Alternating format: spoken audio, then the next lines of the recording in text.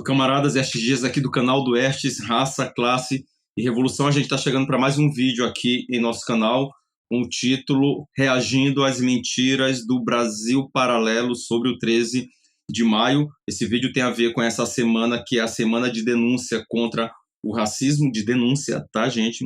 137 anos completou-se agora de abolição sem reparação para os nossos antepassados. O vídeo que a gente vai estar reagindo é o 5º capítulo do filme Brasil, A Última Cruzada, que foi um filme que o Brasil Paralelo produziu aí ainda durante o governo de Jair Bolsonaro, que trata do primeiro, do segundo império. A gente vai focar mais no segundo império, porque tem mais a ver com o tema do processo de abolição da escravidão e da queda do império, certo? Sobre o primeiro a gente vai falar algumas coisas, mas tem um vídeo aqui no canal que a gente vai postar o link aqui na descrição, que trata desse tema. A gente reage a uma palestra do professor Rafael Nogueira, que é um dos quadros do Brasil Paralelo para tratar desses temas. Então, no vídeo, a gente desmonta um monte de mentiras deles, certo? Nessa palestra, assim como a gente vai fazer agora em relação a esse vídeo. Mas antes, eu queria chamar a atenção de vocês para alguns elementos. Primeiro, essa galera tem a compreensão da importância da história enquanto dos pilares mais sólidos para a preservação da dominação de classe, para justificar a dominação de classe no passado e, portanto, justificar agora no presente, como se dissesse aí, pretos, aí, pobres, não adianta vocês lutarem, porque sempre foi assim e assim sempre será. Esse é o primeiro elemento. Segundo, certo, os vídeos, eles têm 3 características, esse vídeo, e todos os outros, 3 características. São muitas mentiras. 2, muitas distorções. 3, muitas omissões de acontecimentos que são importantíssimos para entender isso aí que eles estão tentando colocar, que é a ideia que eles querem construir, certo? Eles estão construindo uma história de cima para baixo, para exaltação de heróis escravagistas, como se fossem antirracistas, como se fossem abolicionistas, como a família Bragança, como Dom João VI, Dom Pedro I, Dom Pedro II, e a própria princesa Isabel. Então, eles, para contar esse tipo de história, evidentemente, tem que estar repleto de mentira, distorções e omissões. Mas também eles utilizam uma tática que é a seguinte: a qualidade do vídeo é elevadíssima, tá? Beleza? E tem uma sonoplastia que ela seduz a pessoa que está assistindo, entendeu? Porque como a narrativa é repleta de falsificação, então eles tentam ganhar as pessoas para a narrativa deles através da emoção e não necessariamente da razão, beleza? O primeiro que eles vão tratar aqui nessa parte que eu vou pegar do vídeo é o Joaquim Nabuco, certo? Que para a burguesia brasileira e muito particularmente para o Brasil Paralelo é considerado o maior abolicionista da nossa história. Vamos aí. Quando nós pensamos na vida de Nabuco, falamos de alguém que nasce em um ambiente aristocrático, vindo de uma formação muito ligada à elite econômica do próprio tempo. Nabuco era um menino, uma criança, sentado na varanda de uma sangana, comendo fruta, acompanhado de sua madrinha gorda, querida, que o amava, viúva ela, e Nabuco sentado se depara, ainda menino, com o escravo clamando acolhimento. Acolhimento de sua madrinha, que tinha fama de boa senhora.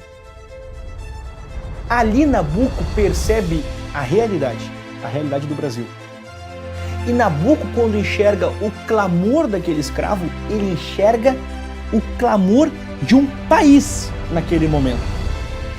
E ele sempre será o menino de uma sangana, porque aquele encontro com aquele escravo foi decisivo para toda a sua vida, toda a sua formação política. Naquele instante, Nabuco viveu a sua queda de cavalo. Naquele instante, as escamas caíram dos olhos de Nabuco. Aquele encontro foi decisivo e ele entendeu que ele tinha uma missão.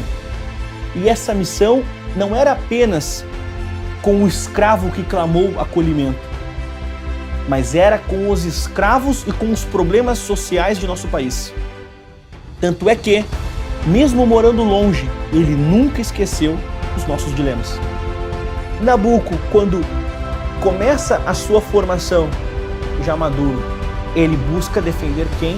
Escravos. É perene o impacto do Massangana dentro dessas suas primeiras atividades profissionais. Vai estudar, voltar para o Rio de Janeiro, se tornar advogado, se tornar diplomata, vai se converter ao catolicismo, vai ser monarquista, vai mudar suas concepções políticas. Tudo isso sem nunca esquecer o momento que o sempre menino do Massangana viveu naquela escada. Então vamos lá. Assim, quem não conhece a história é capaz de chorar. Mesmo com essa narrativa aí, com todo fundo musical, vamos colocar algumas coisas que eles omitem aqui nesse vídeo. Beleza? Porque passa a ideia de que o Joaquim Nabuco era um abolicionista desde a infância, porque se sensibilizou com um escravo. E aí dedicou toda a vida dele na luta por uma causa social que era a abolição da escravidão, por um sentimento humanitário. Beleza? Vamos lá. Primeiro lugar, antes de ir para o Rio de Janeiro, o Joaquim Nabuco morava em Pernambuco. Ele era de uma família de senhores de escravos. Assim como a grande maioria dos abolicionistas que são destacados pela burguesia, eram intelectuais orgânicos, ou seja, que tinham uma relação orgânica com a classe social preponderante no Brasil, que era de senhores de escravos. Primeiro elemento. 2, qual é o contexto que Joaquim Nabuco vai começar a defender a abolição da escravidão, que não tem a ver com o sentimento humanitário dele, do contato que ele teve com esse escravo? É porque os senhores de escravo, o Nordeste, que era a economia mais pujante, sobretudo em função da cana-de-açúcar, e também Pernambuco, estava em crise. O centro econômico havia se deslocado da região Nordeste para o Sudeste, ali no Vale do Paraíba, São Paulo, Rio de Janeiro, Minas Gerais. E aí, o que fazer com os escravos? Eles vendiam os escravos para a região Sudeste. Se intensifica o tráfico interprovincial de escravos, porque a essa altura o Brasil já havia aprovado a Lei Eusébio de Queiroz, que proibia o tráfico internacional de escravos. Beleza? Então foi a saída que esses senhores encontravam. O problema é que, com o passar do tempo, esses fazendeiros da região Sudeste começaram a perceber que o trabalho livre era mais produtivo do que o trabalho escravo. Não que o trabalho do branco fosse mais produtivo do que o do negro, tá, gente? É o trabalho livre mais produzido do que o trabalho escravo. O problema é que essa elite escravista e racista, à medida que foi ocorrendo a substituição do trabalho escravo pelo trabalho livre, eles começaram a importar os trabalhadores europeus para tentar branquear o nosso país, beleza? Mas eles se deram conta disso. A partir do momento que eles chegaram a essa conclusão, até porque o escravo estava mais caro em função do fim do tráfico internacional, eles começam a aprovar leis proibindo o tráfico interprovincial, aprovando essas leis nas câmaras das províncias, sobretudo dessas 3 províncias. E aí, esses senhores de escravos aqui do Nordeste ficaram pé da vida, e acredito que a família de Joaquim Nabuco também. E eles foram os primeiros a defender a abolição da escravidão, porém com um detalhe, com direito à indenização. E Joaquim Nabuco era um dos abolicionistas que defendia o direito de indenização não para os escravos, para os ex-escravos, mas para os senhores de escravos. Segundo elemento, eles exaltam muito a figura de Joaquim Nabuco como monarquista, e que ele foi de fato. Mas vejam, a monarquia que o Joaquim Nabuco defendia tem a ver com 2 elementos centrais. Primeiro, porque era o regime que preservava a escravidão, que preservou a escravidão durante 66 anos depois da independência do Brasil. E, portanto, era o regime que preservava o tipo de trabalho que a família dele explorava, que era o trabalho escravo. Segundo elemento, o Brasil já, a essa altura, já era dependente da Inglaterra e Joaquim Nabuco extremamente submisso à elite da burguesia inglesa. Inclusive, ele viajava bastante para lá. E começou a defender que o regime político mais perfeito era a monarquia parlamentar, porque era no Brasil e tinha também na Inglaterra, e chamava todas as monarquias, todos os regimes republicanos que tinham aqui na América de bárbaros. Veja, o Brasil era o único país que mantinha ainda a escravidão, e bárbaros eram os outros países. O Brasil era uma monarquia e, ao mesmo tempo, escravista. A maior parte dos outros países, sobretudo da América Espanhola, era república, né? Era uma república que havia abolido a escravidão. Mas ele fazia uma defesa que é interessante, que era também um sentimento que atordoava quase toda a elite, tanto a elite econômica como intelectual do Brasil, que era um medo da haitianização do nosso país. Assim como José Bonifácio também, que eles citam muito aí no vídeo. Eles defendiam a abolição de maneira gradual, com indenização para os senhores de escravos, não porque eles estavam preocupados com os negros, mas eles tinham medo do Brasil se transformar no novo Haiti. O Haiti foi o único país do mundo onde houve uma revolução escrava vitoriosa. E Joaquim Nabuco também temia que o Brasil pudesse se transformar no segundo Estados Unidos, onde houve a Guerra de Secessão, a Guerra Civil, em que o Norte esmagou o Sul, que era escravista, ou seja, a escravidão nos Estados Unidos acabou com a mais sangrenta guerra civil da história das Américas. E qual é a saída que o Joaquim Nabuco apresenta? Transformar o Brasil num país de maioria branca. Ele dizia que a paz social no Brasil só poderia ser conquistada quando a população brasileira fosse majoritariamente branca. E aí ele defende a miscigenação, mas não é do branco com o negro, do branco com o índio. Ele defende a miscigenação da chamada raça branca europeia com o que ele chamava de minha raça, que eram os brancos aqui do Brasil. E sobre o regime, ele nem era um monarquista, defensor da monarquia até os últimos dias de sua vida, não. Quando teve a República, a proclamação da República, alguns anos depois, ele vai ser o embaixador da República Brasileira nos Estados Unidos e também muda o eixo. Então, o exemplo de país não é mais a Inglaterra, é os Estados Unidos. Por quê? Porque os Estados Unidos está se transformando numa grande potência capitalista e imperialista no mundo e começa ali a estender, né, a sua dominação aqui na América, a ponto desse Joaquim Nabuco escrever uma moção numa conferência pan-americana, não sei se aconteceu no Chile ou na Argentina, não lembro bem, defendendo que fosse aprovado a autorização para que os Estados Unidos pudessem intervir aqui nos países da América com aquela política chamada Big Stick. É isso que o Brasil Paralelo está tentando empurrar para a gente. Ou seja, um herói independente dos seus sentimentos humanitários, tá? Mas que defendia uma abolição com indenização para os senhores de escravos, que era submisso à Inglaterra, que depois se transforma em submisso aos Estados Unidos, defendia abertamente que o Brasil deveria se submeter ao imperialismo norte-americano, que defendia que esse país tinha que se transformar no país de maioria branca, porque os negros eram uma ameaça, isso sem contar que o regime político que vigorava nos Estados Unidos a essa altura era o Jim Crow, ou seja, um dos mais odiosos regimes de segregação racial da história. São esses os heróis que o Brasil Paralelo, está tentando nos empurrar goela abaixo.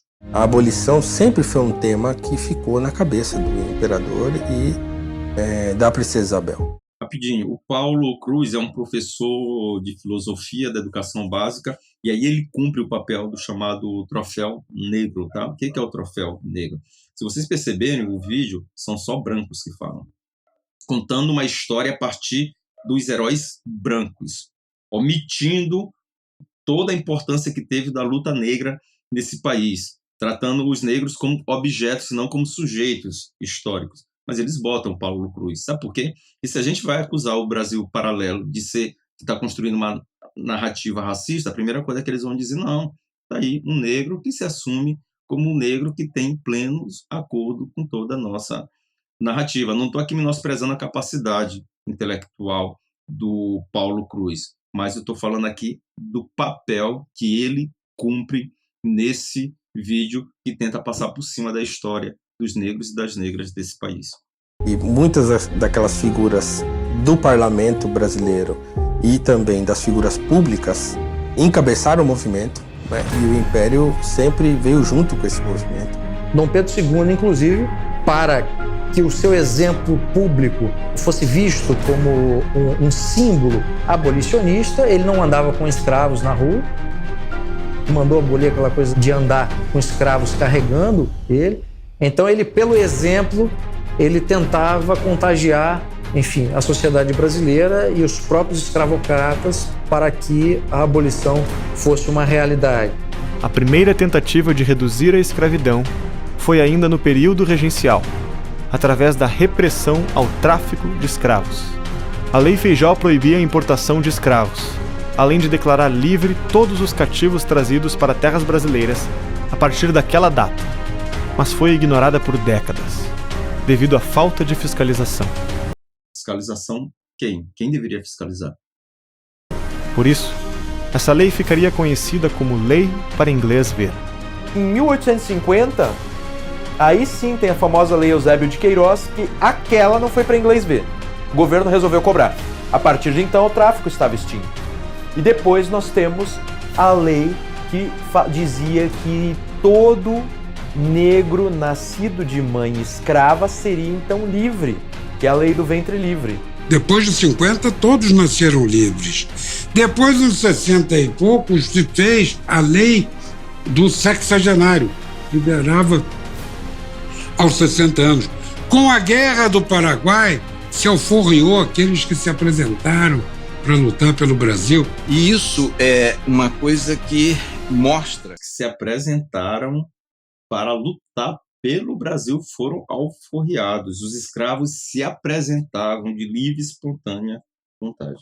que houve um cuidado no sentido de encaminhar uma solução a médio e longo prazo. Pode-se perguntar o seguinte, bom, mas se o imperador, Dom Pedro I, Dom Pedro II, tinham tanto poder, né, o imperador tinha tanto poder, tinha um poder moderador, por que o imperador simplesmente não decretava o fim da escravidão, simplesmente com uma canetada não fazia isso? A abolição era uma causa social, era uma causa popular, mas ao mesmo tempo era uma causa que você, ao defendê-la, tinha muito a perder. Vamos pegar aqui os elementos aqui. Gente, se eu fosse parar a cada mentira desse vídeo aqui, essa reação ia ficar com umas 10 horas de duração. É muita mentira. Primeiro elemento, vejam bem, o Paulo Cruz, que ele fala, olha o discurso dele, que o Império, desde a independência do Brasil, primeiro, segundo reinado, vem com medidas até acabar, até por fim a abolição da escravidão. A gente vai ver aqui justamente o contrário. O Brasil foi o país que fez a independência preservando a escravidão. E o papel do Império foi justamente preservar a escravidão durante 66 anos. Quando é abolida a escravidão, o Império perde serventia, por isso que ele vem abaixo. A gente vai tratar isso com mais profundidade mais à frente. Mas veja, de fato, foi aprovada a Lei Feijó, né, que proibia o tráfico internacional e que, de acordo com a lei, todo africano que chegasse no Brasil, a partir daquela data que entrasse no Brasil, ele era declarado livre. Sabe quantos entraram nesse período, desde a aprovação da lei, que foi no início da década de 1830, salvo engano, até 1850, 500 mil de escravos. 500 mil de africanos. E absolutamente ninguém obteve a sua alforria. E quem deveria fiscalizar? O imperador. Não era o imperador. E vejam bem, mas por que essa lei foi aprovada? Eles não falam. Não é por um sentimento humanitário de Dom Pedro I. Foi justamente por pressão da Inglaterra, um acordo que a Inglaterra fez com o Brasil para reconhecer a independência do Brasil, que o Brasil se comprometesse de aprovar uma lei para coibir o tráfico internacional de escravos, porque a Inglaterra estava de olho no mercado interno brasileiro e a escravidão seria um grande entrave a isso. Não é por sentimento humanitário também da Inglaterra, não. Eles não falam isso, foi por pressão, beleza? E vejam bem, a Lei Eusébio de Queiroz foi aprovada de fato em 1850 e de fato ali o tráfico internacional finda de maneira definitiva. Mas eles esquecem duas coisas. Esquecem não, eles omitem duas coisas. A primeira, que foi mais uma vez produto da pressão inglesa. O parlamento inglês aprovou uma lei em 1845 chamada Bill Arbid, que dava autoridade para a frota marítima inglesa patrulhar o litoral brasileiro e prender navios negreiros libertando os seus escravos. E fizeram isso inúmeras vezes. E em função dessa investida da Inglaterra aqui no litoral brasileiro é que a Câmara de Deputados resolve aprovar a Lei Eusébio de Queiroz, que era um parlamentar. Só que eles esquecem de falar uma outra coisa. No mesmo ano que foi aprovada a Lei Eusébio de Queiroz, que acaba com o tráfico internacional, o próprio Eusébio de Queiroz apresentou a Lei das Terras. O que diz essa lei? Ela muda o conteúdo de uma lei que existia antes. A lei anterior dizia que todo aquele indivíduo que havia prestado serviços relevantes ao Estado brasileiro tinha o direito de requerer junto a esse Estado a terra. Isso significava que, se essa lei fosse preservada, à medida que os africanos fossem obtendo a sua liberdade, eles automaticamente teriam acesso à terra e, portanto, o Brasil faria a sua reforma agrária. O conteúdo da lei muda e agora a terra só pode ser acessada mediante a compra, que foi uma lei com dois objetivos, pelo menos com dois objetivos. Um, para impedir com que os negros tivessem acesso à terra após a liberdade, e segundo, para atrair burgueses europeus para comprar terra aqui no Brasil para fazer investimentos, como, por exemplo, na produção do café, como estava acontecendo na região sudeste do nosso país. Foi essa lei, foi fundamental para fazer do Brasil fazer com que o Brasil tenha ainda hoje a maior concentração de latifúndio do mundo. O mesmo imperador que não teve coragem de patrulhar as fronteiras do nosso país, porque estava submetido à classe de senhores de escravos, foi o imperador que, em nome dos interesses da Inglaterra, mas também dos interesses da elite brasileira, foi compor a tríplice aliança, o exército com Argentina e Uruguai, para invadir o Paraguai. Isso mesmo, invadiram o Paraguai e eliminaram a população adulta masculina do Paraguai. Ficaram apenas com vida 5% da população adulta masculina e 75% do conjunto da população do Paraguai foi dizimada. Simplesmente isso. Qual era o argumento? Que essa guerra era para devolver a liberdade ao povo paraguaio, quando, na verdade, quem não tinha liberdade era a população negra do Brasil. Mas o mais interessante, quem deveria ir para a guerra eram os senhores de escravos e os seus parentes, porque escravo era proibido por lei de ter acesso às armas. Já dizia um ditado da época que um escravo armado é um ex-escravo, e sem contar o medo da haitianização. O que faz o Dom Pedro II? Ele aprova uma lei que desobriga os senhores de escravos a ir para a guerra, desobriga os parentes dos senhores de escravos a ir para a guerra, e ele poderia mandar os seus escravos para a guerra, e foi justamente o que ele fez. Vamos ler aqui nesse livro, que é Dialética Radical do Brasil Negro, a parte que o Clóvis Moura trata sobre a guerra contra o Paraguai. Não é guerra do Paraguai, tá, gente? É contra o Paraguai. Veja o que o Clóvis Moura fala. Essa lei que o Dom Pedro sancionou, a lei número 1101, de 20 de novembro de 1865, facultavam a substituição do convocado ou recruta por outra pessoa ou pessoas, ou o pagamento de uma indenização ao governo. Com esse conceito monetário de patriotismo e a obrigação militar, criando a possibilidade dele se eximir, o exército que foi combater no Paraguai era predominantemente negro. Os negros eram enviados coercitivamente, não tem essa coisa de que se apresentaram os voluntários da pátria, mentira. Coercitivamente, em grande número, para a linha de frente foram os grandes imolados nas batalhas ali travadas. E segue. Registrando-se opiniões de viajantes estrangeiros, chega-se à conclusão de que no exército brasileiro, abre aspas, para cada soldado branco havia nada mais, nada menos do que 45 negros. O exército que foi para a guerra contra o Paraguai, a mando do abolicionista Dom Pedro II, toda a sua corte, toda a escravocracia era essencialmente negro.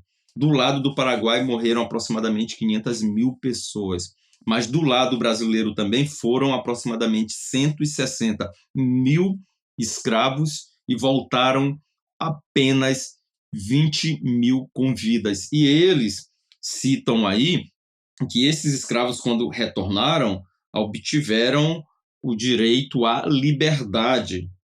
Gente, de fato, eles conseguiram, os poucos que voltaram com vida.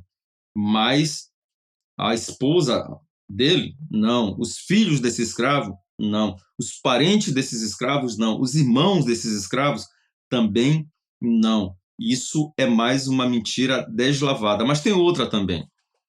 No Brasil, nessa época aí, mais ou menos, parece que 1871, tem uns dados que mostram que haviam 3 mil escravos públicos no Brasil, certo? E a maioria desses escravos públicos era da fazenda Santa Cruz, que era de usufruto da família Bragança, ficar no Rio de Janeiro, beleza? De fato, teve um período em que, né, mais da metade dos escravos que foram alforriados, os escravos públicos, eram dessa fazenda Santa Cruz, da família Bragança. Mas sabe para quê? Foi em 1866. Foi para mandar também para a linha de frente da guerra contra o Paraguai. Tanta mentira que, se a gente for reagir a cada uma delas, a gente passaria aqui o tempo todo.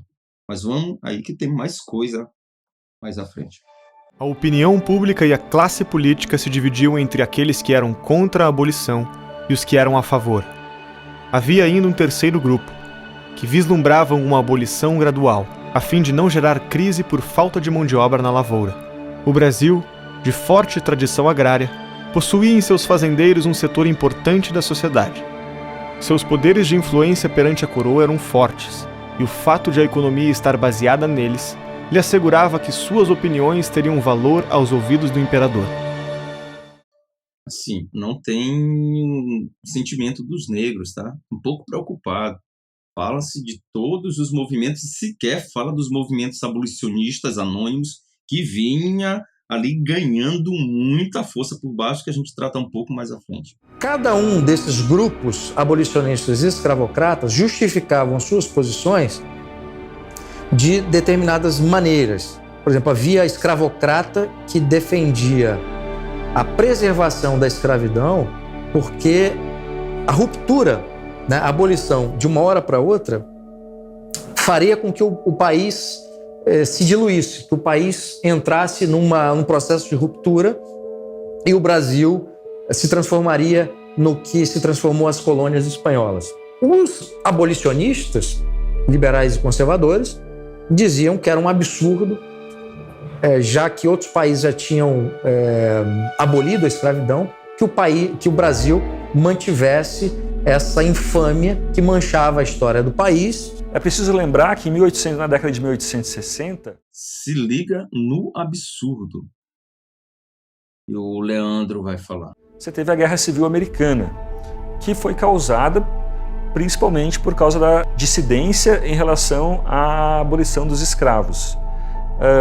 Quer dizer, os brasileiros, os líderes brasileiros olhando para os Estados Unidos pensando, bom, a gente não quer destruir o nosso país como ocorreu nos Estados Unidos.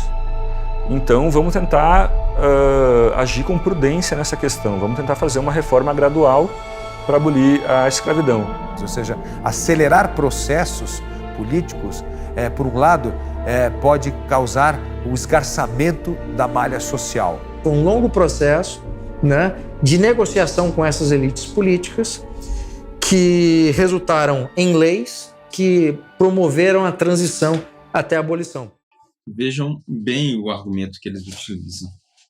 Vejam bem, tinha que ter paciência, assim, pouco importa o sofrimento dos escravos, certo? Pouco importa o sentimento dos escravos. E olha o argumento que eles utilizam. País como os Estados Unidos acelerou o processo e acabou numa guerra que destruiu o país, os Estados Unidos. Então significava que o Brasil tinha que preservar mais a escravidão. A situação do Brasil era justamente igual à situação dos Estados Unidos. Não é que o Brasil estava nessa situação, né, e não deveria seguir o exemplo dos Estados Unidos. É porque o Brasil seguiu o exemplo dos Estados Unidos. Porque assim como os Estados Unidos, o Brasil foi um dos poucos países que obteve a independência e preservou a escravidão. Então não foi porque acelerou, foi justamente porque atrasou. E um detalhe importante, depois da Guerra Civil nos Estados Unidos, o país dá um salto no desenvolvimento das suas forças produtivas e mais à frente se transforma na maior potência do mundo. Por quê? Porque a escravidão era um entrave ao desenvolvimento do país. Um entrave ao desenvolvimento do país. Então vejam bem o que eles estão dizendo. Tem que ter paciência, não pode ter guerra civil no Brasil. Dane-se os escravos, é um absurdo, a história toda é de cima para baixo e os escravos não passa de objetos, não passa de indivíduos com sentimentos semi-humanos ou mesmo animalescos, tá? Dom Pedro II estava muito doente. Com sua saúde cada vez mais frágil, os médicos recomendaram que ele fizesse o tratamento na Europa. Partindo em junho, em meio a grandes saudações da população, assim como seu pai havia feito anos antes, Pedro II deixou o futuro do Brasil nas mãos de uma mulher, sua filha, Princesa Isabel. A Princesa Isabel foi uma grande abolicionista. Tudo que ela pôde fazer, né, nos bastidores da política e publicamente ela fez para que a abolição fosse uma agenda vencedora. Por vários motivos. O primeiro Dom Pedro II estava mesmo ficando velho, era um dos sonhos dele ver isso acontecer. Depois, ela tinha uma oportunidade de tentar mostrar que o terceiro reinado seria humanitário, ela tinha postura de rainha, certo? E ela teria que enfrentar, no caso de assinar uma lei, setores muito fortes do organismo social brasileiro. Dizem os historiadores que Ana tinha toda a sabedoria de Dom João VI, toda a ousadia de Dom Pedro I, toda a sabedoria de Dom Pedro II e a fé da sua mãe, Dona Teresa Cristina. E foi a Princesa Isabel que disse, quando disseram a ela, você pode estar assinando a abolição e o fim da monarquia. Ela disse, eu pago qualquer preço para libertar esses homens. Querendo ou não, e pode o movimento negro tentar apagar a sua figura ou não, se não fosse a Princesa Isabel, eu não sei ainda quanto tempo demoraria para que, de fato, a abolição viesse, né? Dom Pedro I e Dom Pedro II eram declaradamente abolicionistas, declaradamente. Todas as leis abolicionistas, inclusive a lei da abolição da escravatura, foram feitas sob gabinetes conservadores. Porque a escravidão, além de ser imoral, é economicamente ineficiente no longo prazo. A mão de obra salariada paga é muito mais eficiente. Então, se teve incentivos morais e éticos, mas também teve incentivos econômicos. A escravidão é o grande calcanhar de Aquiles da história brasileira. E a forma como ela foi superada é motivo de orgulho. Lei 3.553, de 13 de maio de 1888, artigo 1º, é declarada extinta a escravidão no Brasil. As notícias sobre a assinatura da lei pela princesa Isabel logo invadiram os corredores do palácio e infestaram as ruas da capital imperial, cativando a todos. Gente, é absurdo. Vamos aqui para a última parte. Primeiro, uma coisa que eu esqueci de falar. A lei do ventre livre, por exemplo, que eles falam. Tem um deles aí que fala que logo depois da lei Eusébio de Queiroz, todo negro com mais de 50 anos era libertado. Mentira. Lei do ventre livre. Vejam bem, a lei de 1871. Ela é um ano depois da guerra contra o Paraguai. A lei do ventre livre não foi uma lei para abolir a escravidão de maneira gradual, foi para preservar a escravidão, para prolongar a escravidão. Por que eu estou falando isso? Porque essa lei ela vem acompanhada de uma série de artigos, pela primeira vez na história do Brasil, que garante a preservação da família escrava. A família negra, por exemplo, não poderia separar. E isso estimula as escravas a engravidar e ter filhos, porque muitas preferiam o aborto porque não queriam que seus filhos se transformassem em escravos. Então ela é uma lei para estimular a reprodução, justamente para repor a força de trabalho para os cafezais que haviam sido dizimadas na guerra contra o Paraguai. Segundo, essa mesma lei facultava ao senhor de escravo ficar com a criança até se transformar em adulto ou adulta, explorando essa força de trabalho escravo. Até porque você não poderia libertar uma criança que acabou de nascer, sendo que a mãe continua escrava, sendo que o pai continua como escravo. Está entendendo aí? A outra coisa também é a lei do sexagenário. Não foi só 60, não. Os senhores de escravos acharam pouco, estenderam para 63 e, salvo engano, até 65 anos. E a expectativa de vida do escravo no Brasil era de 50 anos, ou seja, chegar a essa idade, o indivíduo estava completamente improdutivo, mas improdutivo mesmo. Então, a lei do sexagenário é uma lei que não liberta necessariamente os negros com mais de 63, 65 anos, mas liberta o senhor de escravo de não ter que estar bancando um escravo que não produz mais absolutamente nada. Sobre esse ponto aqui, para a gente ir fechando, que eles tentam exaltar a princesa Isabel, etc. e tal. Gente, é o seguinte, e o império, certo, é um regime. Certo? O que é um regime? O regime é a forma como as instituições se combinam em determinado contexto para manter a dominação de classe.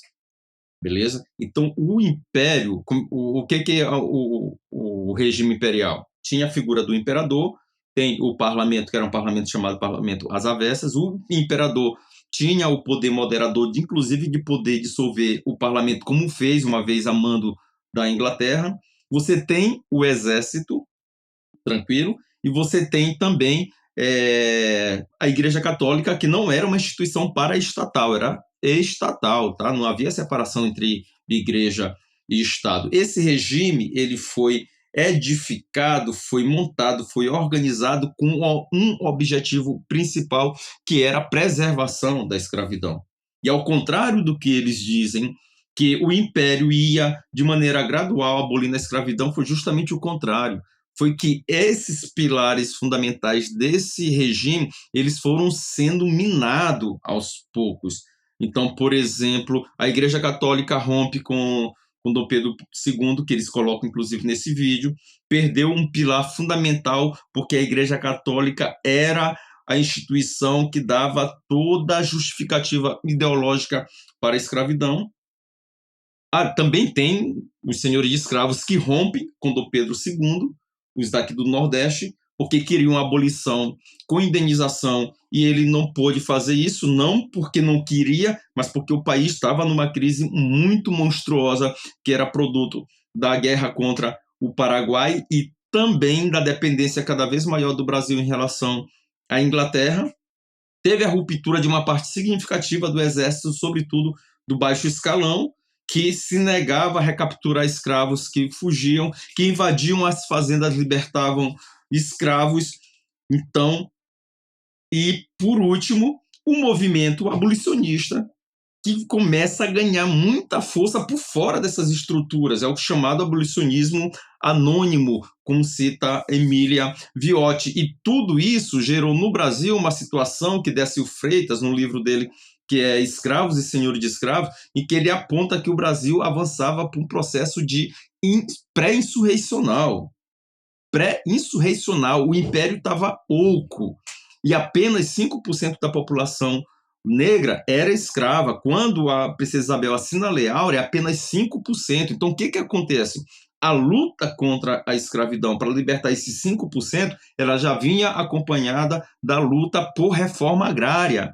Então, era uma luta que se chocava diretamente com a classe fundamental, que era a classe de latifundiários, e que também começava a ameaçar o Estado. O Brasil estava ameaçado por um processo de haitianização? Não, porque tinha acelerado o processo, mas justamente o contrário, porque atrasou demais o processo. Foi 66 anos depois da independência, enquanto todas as outras nações, à medida que iam adquirindo a independência, também foram abolindo a escravidão, porque os escravos estavam no Exército de Libertação Nacional.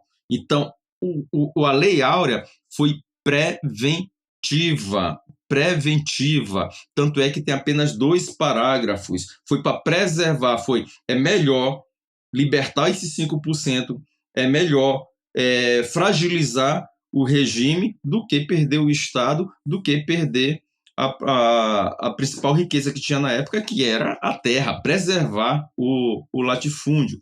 Se a família Bragança é tão abolicionista assim, se Princesa Isabel é tão abolicionista, se Dom Pedro II é tão abolicionista assim, por que só 2 parágrafos? Porque nessa lei não está constando que esses escravos, a partir dessa data, têm que ter o direito a acesso à terra.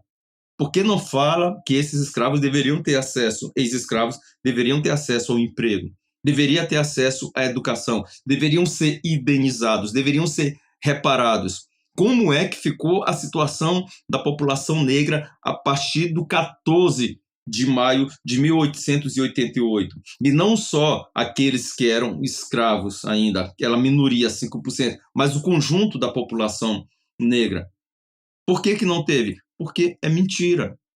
O Império, a família Bragança, toda a sua história foi para preservar a escravidão, inclusive durante o período regencial. O que fizeram aqui no Brasil, né, foi sufocar rebeliões que eram rebeliões essencialmente anti-escravistas, pelo menos a maioria delas. Por isso que eles vão dar o golpe da maioridade, centralizar o poder, chamar Duque de Caxias e afogaram todas essas rebeliões abolicionistas no seu próprio sangue. E por último, para a gente fechar, essa galera tem uma mania de dizer que nós, marxistas, contamos uma história que só mostra o lado negativo e faz com que os brasileiros não tenham orgulho da sua história. Mentira. Eles falam, o movimento negro ofusca a Princesa Isabel. Ao contrário, quando eu estudei, quem eu conhecia como heroína era a Princesa Isabel, que ofuscava dezenas e dezenas de lutadores e lutadoras negras e negros e brancos pobres que lutaram contra a escravidão nesse país. Nós temos que ter muito orgulho de Zumbi, de Dandara, de Acotirém, de Anastácia, de Luiz Gama, de João Cândido, né? Toda essa galera aí, de Luísa Maim, tá? De toda essa galera a gente tem que ter muito orgulho. Nós temos que ter orgulho da nossa história. Agora, quem tem que se envergonhar da história é a burguesia brasileira, porque toda a história dessa burguesia é a história de covardia em relação às potências estrangeiras e de ser extremamente violentas com relação ao povo pobre e trabalhador desse país. Vamos lutar contra o racismo, lutar por reparações históricas, combinada à luta pelo socialismo em nosso país. Paz entre nós, guerra aos senhores.